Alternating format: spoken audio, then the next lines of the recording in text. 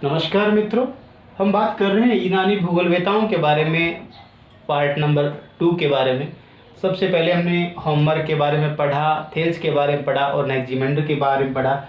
Number 4 की बात कर रहे हैं यूनानी भूगोलवेताओं में, तो डेमोक्रिटस का नाम आता है। डेमोक्रिटस का नाम इसके अंदर आता है, जो कि यूनानी भूगोलवेता थे। और इन्होंने ये नाम आपको, हालांकि अधिक महत्वपूर्ण नहीं है, लेकिन आपको ये नाम याद रखना जरूरी है। कई बार जो प्रश्न आता है वो निम्न में से यूनानी नहीं है या रोमन नहीं है, इस प्रकार के आते हैं, तो आपको ये ध्यान रहे कि डेमोक्रिटस जो है एक यूनानी या ग्रीक भूगोलवेता थे। इनकी का जो योगदान था, ब्रह्मांड की उत्पत्ति के सिद्धांत का इन्होंने प्रतिपादन किया, यानी ब्रह्मांड की उत्पत्ति से संबंधित सिद्धांत में इन्होंने अपना योगदान दिया है और उसके ब्रह्मांड के घूर्णन को स्पष्ट करने का प्रयास किया है। ब्रह्मांड के घूर्णन को स्पष्ट करने का प्रयास इन्होंने किया है।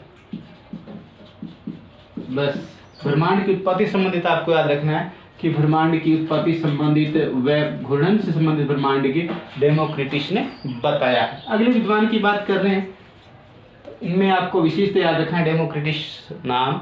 और अगर बाय द वे आपको पूछा जाता है तो आपको ब्रह्मांड की उत्पत्ति व घूर्णन संबंधी इन्होंने प्रयास किया ब्रह्मांड के, तो उसके बारे में आपको याद रखना है। 5वीं और महत्वपूर्ण बात कर रहे हैं विद्वान की, तो पाइथागोरस, जिन्होंने पृथ्वी को की आकृति जो है गोल बताई और कहीं ना कहीं इन्होंने ग्लोब की परिकल्पना भी प्रस्तुत की। सबसे पहले किसी ने ग्लोब की परिकल्पना प्रस्तुत की, तो किसने की? तो पाइथागोरस ने की। और इसके अंदर इन्होंने बताया कि ग्लोब एक अदृश्य जो ज्वलंत है, यानी ग्लोब किसी के चारों ओर घूम रहा है, तो जो कि सूर्य की कल्पना इन्होंने की है कि एक ज्वलंत जो कोई तथ्य है, ज्वलंत यानी पृथ्वी, यानी जो सूर्य है वो एक आग का गोला है, उसके चारों ओर क्या ग्लोब या पृथ्वी क्या कर रही है? चक्कर काट रही है। इसके बारे में इन्होंने बताया है एक महदृश्य ज्वलंत जो तथ्य है इसके इर्द गिर्द ही घूम रहा है, इनके आसपास ही इसकी घूम रही, इसके बारे में किसने बताया है? तो पाइथागोरस ने बताया। इसके बाद जो महत्वपूर्ण विद्वान आते हैं वो आते हैं हिकेटियस। कौन से आते हैं? हिकेटियस आते हैं। हिकेटियस बहुत अधिक महत्व रखते हैं भूगोल के अंदर, और हिकेटियस की जो पुस्तक है वो बहुत अधिक महत्वपूर्ण है। जेस पीरियड्स, यानी हिकेटियस की महत्वपूर्ण पुस्तक है, बहुत अधिक महत्व रखती है ये जेस पीरियड्स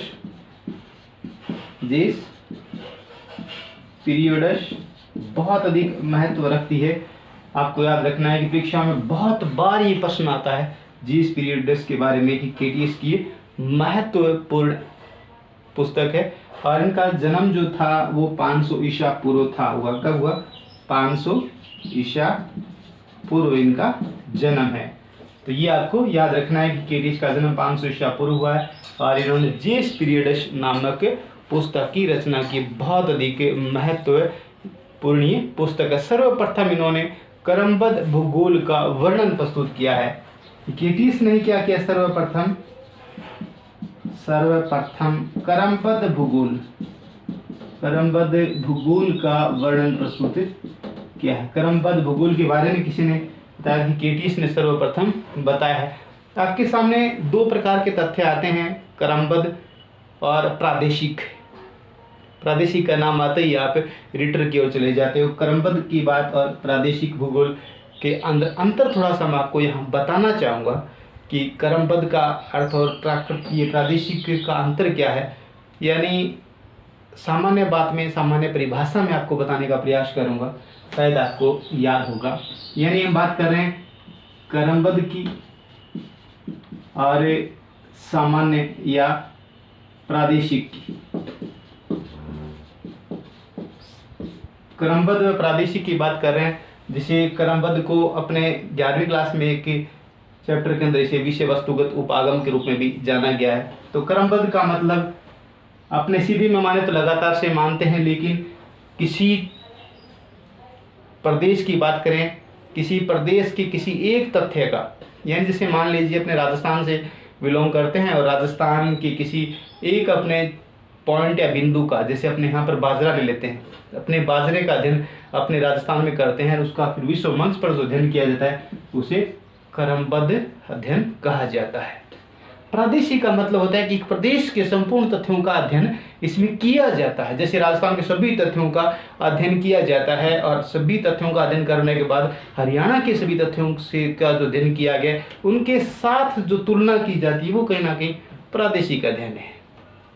मैंने इस बात को इसी प्रकार से समझा है कि क्रमबद्ध का मतलब किसी एक तथ्य पर संपूर्ण अध्ययन करके और विश्व मंच पर उसका अध्ययन करना है कि बाजरा अगर कहीं कहाँ पे हो रहा है, कौन कौन सी दशाओं में हो रहा है, कैसी वहाँ जलवायु है, कैसी मृदा है, कितना जल उपलब्ध वहाँ रहता है, तो सारी प्रकार की स्थिति के बारे में क्रमबद्ध अध्ययन से विश्व मंच पर जो अध्ययन किया जाता है बाद में तो संपूर्ण पृथ्वी पर ज्ञान हो जाता है कि किस किस भाग में इस प्रकार की कृषि का या मिट्टी का जो तथ्य का अध्ययन करते हैं मिलता है। प्रदेश की बात है, एक प्रदेश के संपूर्ण तथ्यों का दूसरे प्रदेश से कितना अंतर है, कैसा है, तो वो बातें प्रादेशिक अध्ययन के अंतर्गत शामिल की जाती है। तो ये सामान्य सी बात थी। इसके बाद हम बात कर रहे हैं केटीज के बारे में बात कर रहे हैं नंबर 6 पे, जो कि इन्होंने भूगोलवेता है।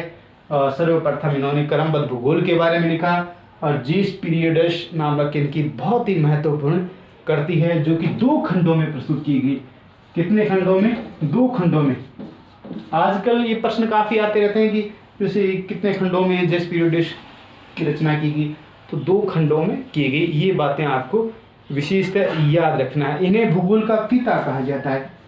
भूगोल का पिता किन्हें कहा जाता है? हिकेटियस को कहा जाता है। किसे कहा जाता है? हिकेटियस को कहा जाता है। भूगोल का पिता किसे कहा जाता है? हिकेटियस को। भौतिक भूगोल की बात आती है तो पोसिडोनियस को जैसे कहा जाता है। तो आपको ध्यान रखना है भूगोल का पिता हिकेटियस को ही कहा जाता है। जीस पीरियडेशन की महत्वपूर्ण कृति है। इसके अलावा क्रमबद्ध भूगोल का इन्होंने वर्णन प्रस्तुत किया है। इसके अलावा इन्होंने विश्व के अधिवास तथा विश्व से संबंधित अन्य तथ्यों का भी वर्णन प्रस्तुत किया है। अधिवास से संबंधित इन्होंने अन्य तथ्यों को प्रस्तुत किया है। इसके अलावा हमने बात करें तो मिस्र को नील नदी का तोहफा इन्होंने बताया। क्या बताया? तो मिस्र को नील नदी का तोहफा इन्होंने बताया है। तो ये महत्वपूर्ण पंक्ति है आपके लिए। मिस्र को इन्होंने क्या बताया है? तो नील नदी का तोहफा। नील नदी ने तोहफा दिया है किसको? मिस्र को। तोहफा दिया है मिस्र को। तो ये बात किसने कही है? तो ये हिकेटियस ने कही है कि मिस्र क्या है? नील नदी का तोहफा है। मिस्र को नील नदी का तोहफा किसने बताया है? तो हिकेटियस ने बताया है। ये बात आप महत्वपूर्ण रूप से याद रखोगे। ये थी अपने हिकेटियस के बारे में कुछ 4-5 प्रमुख बातें। सबसे पहले हमने बात की इनकी जेस पीरियड्स नामक इनकी पुस्तक है, महत्वपूर्ण है। इन्होंने क्रमबद्ध भूगोल का वर्णन इन्होंने किया। इसके अलावा नील नदी का तोहफा इन्हें बताया गया है। नील नदी का तोहफा मिस्र को बताया किसने? हिकेटियस ने। भूगोल का पिता इन्हें कहा जाता है और 500 ईसा पूर्व इनका जन्म हुआ। ये महत्वपूर्ण कुछ बातें हैं। इसके अलावा हम बात करेंगे नंबर 7 पे हेरोडोटस के बारे में। मैं केवल आपको उन्हीं तथ्यों से अवगत करवा रहा हूँ जो कि परीक्षा के दृष्टिकोण से काफ़ी महत्व रखते हैं। उम्मीद करूँगा कि आपको ये पसंद आ रहा होगा वीडियो। तो वीडियो अगर पसंद आए तो प्लीज़ आप चैनल को सब्सक्राइब करें और वीडियो को लाइक शेयर जरूर करें। सबसे पहले हम बात कर रहे हैं अब आगे नंबर 7 पे हेरोडोटस के बारे में, जिसे हेरोडोटस के बारे में जिन्हें इतिहास का पिता कहा जाता है। क्या कहा जाता है? तो इतिहास का पिता कहा जाता है। इतिहास का पिता किसे कहा जाता है? तो हेरोडोटस को कहा जाता है। इनकी एक महत्वपूर्ण पंक्ति है जो परीक्षा के दृष्टिकोण से बहुत अधिक महत्व रखती है। वो क्या है कि इतिहास का अध्ययन भौगोलिक दृष्टिकोण से, इतिहास का अध्ययन भौगोलिक दृष्टिकोण से, और भूगोल का अध्ययन ऐतिहासिक दृष्टिकोण से करना चाहिए। इतिहास के दृष्टिकोण से करना चाहिए। यानी बहुत ही महत्वपूर्ण 2 पंक्तियां हैं। इतिहास का अध्ययन भौगोलिक दृष्टिकोण से और भूगोल का अध्ययन ऐतिहासिक दृष्टिकोण से करना चाहिए। ये पंक्ति परीक्षा में बहुत बार आती है और ये हेरोडोटस की है। इतिहास का पिता के बारे में तो प्राचीन समय से ये प्रश्न आता रहा है तो अभी नहीं आए, लेकिन इस प्रकार की जो पंक्तियां हैं वो अक्सर पूछ ली जाती है, तो आपको ध्यान रखना है, क्योंकि ये सामान्य प्रश्न आ गया इतिहास का पिता, तो ये तो अपना गलत होना ही नहीं चाहिए। लेकिन इतिहास का अध्ययन भौगोलिक दृष्टिकोण से, भूगोल का अध्ययन ऐतिहासिक दृष्टिकोण से किया जाना चाहिए, तो हेरोडोटस ने कहा। अब जैसे अपने अभी पहले पढ़ा है टिकेटिस के बारे में, इन्होंने मिस्र को नील नदी का तोहफा कहा, तो नील नदी के बारे में सर्वप्रथम किसने बताया, तो हेरोडोटस ने अध्ययन किया। तो वो बातें भी अपने इसी में आगे पढ़ने वाले हैं, तो आपको ध्यान रखना है। तो अब हम बात कर रहे हैं कि इनके जन्म काल की, तो 485 से लेकर के 425 ईसा पूर्व तक इनका जीवन काल रहा है। 485 से लेकर के 425 ईसा पूर्व तक इनका ये जीवन काल रहा है, क्योंकि जो प्रमुख जो राइटर जो हैं उनके बारे में ये चीज़ें महत्वपूर्ण हो जाती है परीक्षा के दृष्टिकोण से। 485 ईसा पूर्व से लेकर के 425 ईसा पूर्व तक इनका ये जीवन काल रहा है, ये आपको अच्छे से याद रखना है। जिसने ये प्रथम विद्वान था, यानी हेरोडोटस है वो प्रथम विद्वान था जो विश्व के मानचित्र पर यामोत्तर खींचने का प्रयास किया। यानी ये प्रथम विद्वान था, ये प्रथम था इसमें विश्व के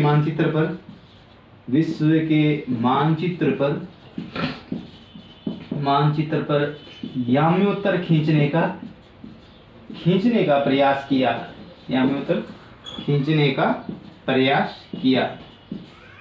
ये प्रथम विद्वान था जिसने विश्व के मानचित्र पर याम्योत्तर खींचने का प्रयास किया है। हेरोडोटस की बात कर रहे हैं, याम्योत्तर से मतलब आप समझ रहे हो कि देशांतर रेखा की बात अपने कर रहे हैं। विश्व के मानचित्र पर याम्योत्तर खींचने का किसने प्रयास किया, तो कौन था, हेरोडोटस था। कैस्पियन सागर को आंतरिक सागर की श्रेणी में रखा इन्होंने। कैस्पियन सागर को इन्होंने किस प्रकार रखा, कैस्पियन सागर को इन्होंने आंतरिक सागर बताया। क्या बताया, तो आंतरिक सागर बताया। किसको, तो कैस्पियन सागर को इन्होंने आंतरिक सागर बताया। ये भी महत्वपूर्ण तथ्य है। इसके अलावा हम बात करें तो इन्होंने विश्व को भूखंडों में 3 महाद्वीपों की कल्पना की, यूरोप, एशिया और लीबिया।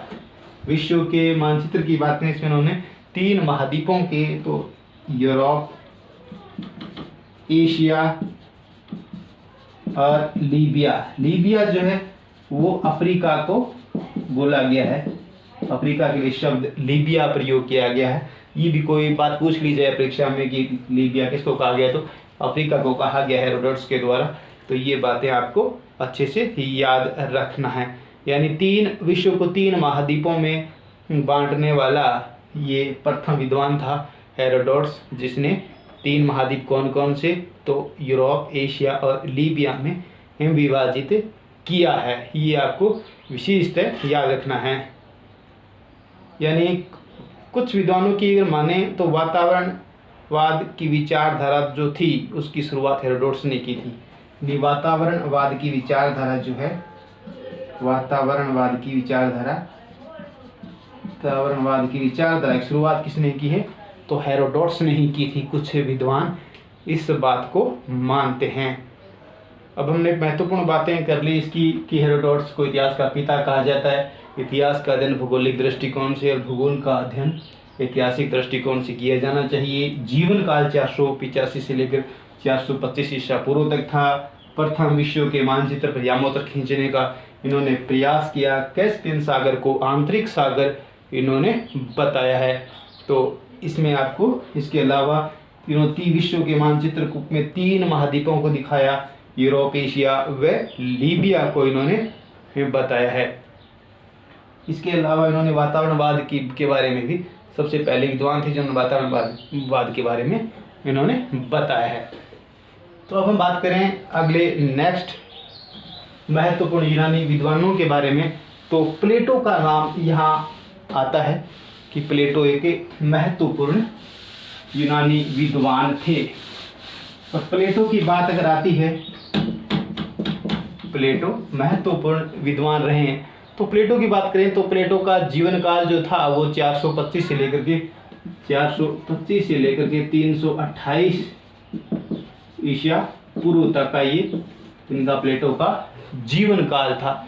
प्लेटो की बात करें तो उन्होंने पृथ्वी को चपटी नहीं बल्कि दीर्घवर्तीय बताया। पृथ्वी को कैसे बताया? तो उन्होंने चपटी नहीं बल्कि कैसे बताया?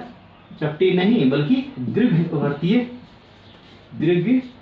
इन्होंने पृथ्वी को बताया। कैसा बताया? तो दीर्घवर्तीय इन्होंने पृथ्वी को बताया। आपको अच्छे से ध्यान रखना है कि पृथ्वी को चपटी नहीं बताया, कैसा बताया? तो दीर्घवर्तीय इन्होंने पृथ्वी को बताया। और पृथ्वी ब्रह्मांड के केंद्र में है, ये बात किसने कही?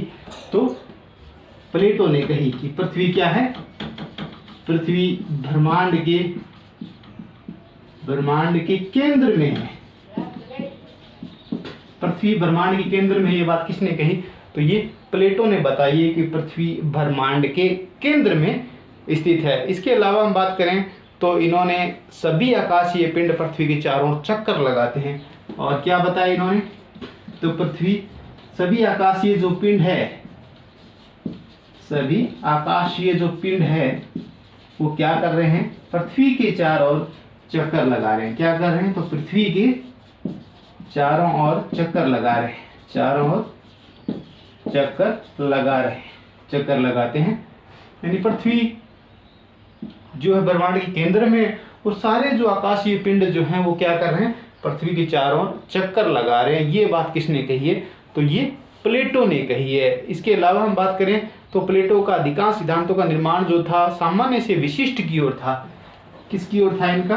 तो सामान्य से विशिष्ट की ओर था। सामान्य से विशिष्ट की ओर इनका विशिष्ट योगदान था। इनका सिद्धांत था वो सामान्य से विशिष्ट की ओर ले जा रहा है। सामान्य से मतलब उदाहरण से है और आगे सिद्धांत की ओर ये बढ़ते हैं। तो सामान्य से विशिष्ट की ओर इनका तर्क जो प्रस्तुत किया था इन्होंने। इसके अलावा इनके निगमनात्मक पद्धति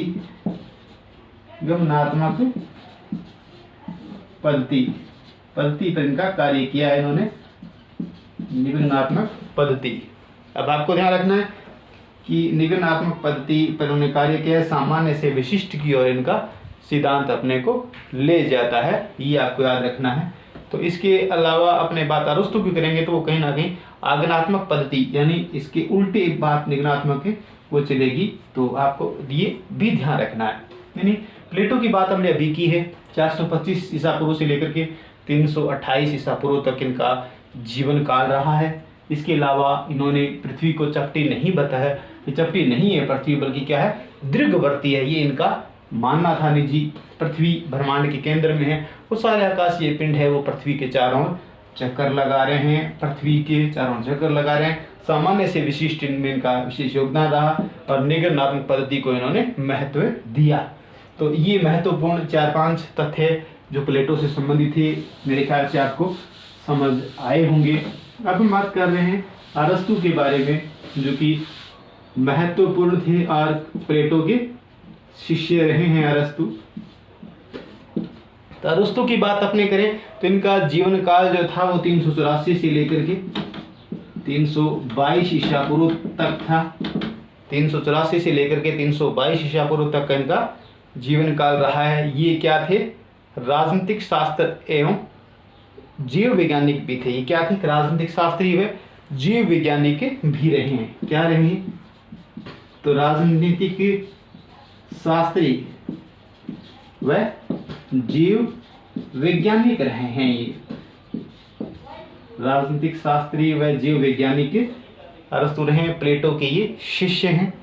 इसके अलावा हम बात करें तो इन्होंने ब्रह्मांड वर्णन व जलवायु विज्ञान ग्रंथों की रचना की है। इन्होंने क्या की है? तो ब्रह्मांड वर्णन व जलवायु विज्ञान, ब्रह्मांड वर्णन व जलवायु विज्ञान ग्रंथों की रचना भी इन्होंने की है। ग्रंथों की रचना की है। ब्रह्मांड विज्ञान और जलवायु विज्ञान, ब्रह्मांड का वर्णन किया है और जलवायु विज्ञान के बारे में इन्होंने महत्वपूर्ण ग्रंथों की रचना की है। इसके अलावा इन्होंने आगमनात्मक पद्धति और विशिष्ट से सामान्य की ओर तर्क प्रस्तुत किए। यानी इन्होंने पद्धति कौन सी अपनाई?